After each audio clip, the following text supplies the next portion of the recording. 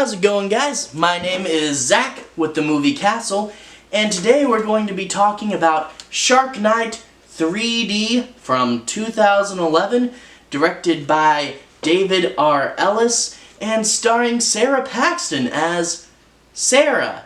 IMDb didn't list her character's last name, but I hope they at least change that. So Sara is Sara. And yes, this just says Shark Night on the front. Everyone knows this is Shark Night 3D, but this is one of those cases where if the Blu-ray doesn't have the 3D version, they don't put 3D on the cover, and it just seems weird. Same thing happened with Texas Chainsaw 3D. Everyone knew that as Texas Chainsaw 3D, but if you don't get the 3D version, it's just going to say Texas Chainsaw on the cover. That seems weird.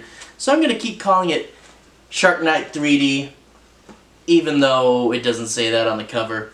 But anyway, Sara Paxton's character, Sara, she has a whole bunch of friends in college, and it's spring break, and they all want to party.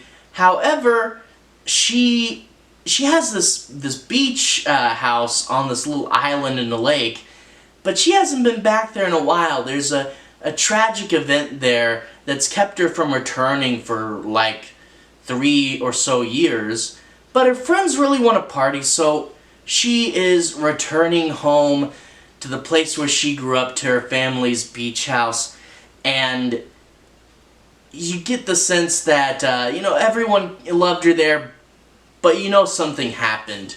In particular, she has really good chemistry with Sheriff Sabine, who's played by Danielle Luge, who was Bullock on Gotham. I guess I'm still pointing out all the Gotham characters whenever I come across them in these movies.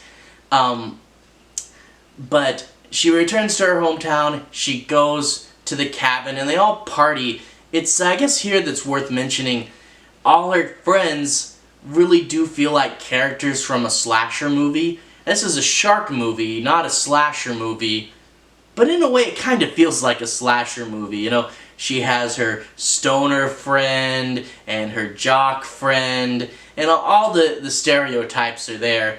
But anyway, after a good day of partying, they start to encounter the shark in the lake. Now, there shouldn't be sharks in the lake, but it must have got in somehow, and it attacks one of their friends, and he's injured.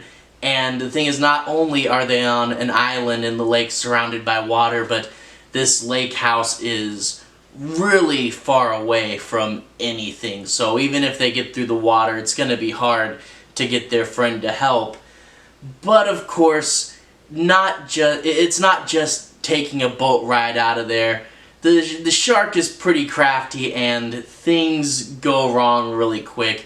And to be fair, some of the things that go wrong are pretty silly and over the top. You do get things like sharks jumping out of the water and doing flips. Well, not full flips, but stuff like that. This is a pretty silly and extreme movie, and if you didn't know it was supposed to be in 3D, you could probably figure it out by some of the action. But yeah, it's fun. It's kind of weird. This movie is by no means a great shark movie, but I've seen so much more worse ones. If anything, I have to say this movie feels kind of familiar, and that's comforting to a lot of people. This is going to be a great sort of rainy day, sit back with a movie. We actually, this was on Netflix quite recently. At the time of recording, I believe it is, but things change from that platform so frequently.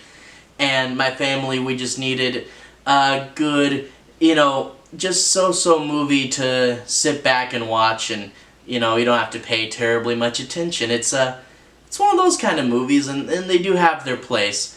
This is also a PG-13 horror movie, and you can tell that from watching it, not just looking at the back of the box. There's definite cuts, and part of me has a suspicion that this was supposed to be a rated R movie, but they chopped it down.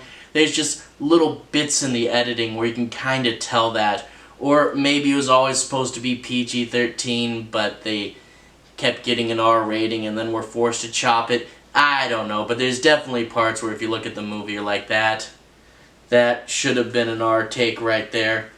But like I said, this is a very familiar movie.